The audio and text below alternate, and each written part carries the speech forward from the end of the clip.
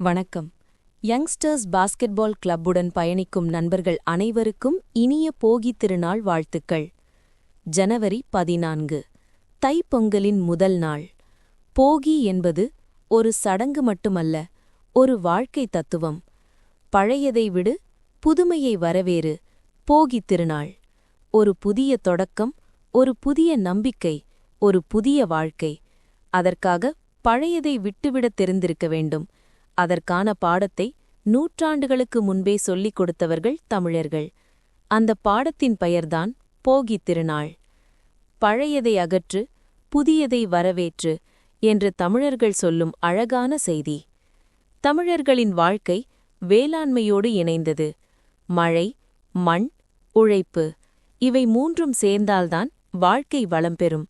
அதனால்தான் அறுவடை தொடங்கும் முன் இந்த நாளை புனித நாளாக கொண்டாடினார்கள். போகித் திருநாள் மழை தெய்வமான இந்திரனுக்கு நன்றி செலுத்தும் நாள். நல்ல மழை பெய்தால் நல்ல விளைச்சல், நல்ல வாழ்க்கை.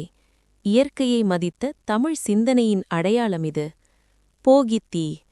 பழைய பொருட்கள் எரிகின்றன. ஆனால் உண்மையில் எரிவது என்ன?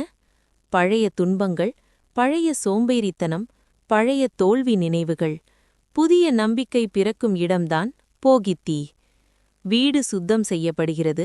வாசலில் புதிய கோலம், குழந்தைகளின் சிரிப்பு.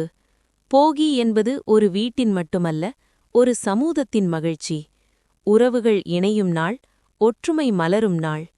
போகி நமக்கு சொல்லும் பாடம் ஒன்றுதான்: பழையதை விடத் துணிந்தால்தான் புதிய வாழ்க்கை பிறக்கும்.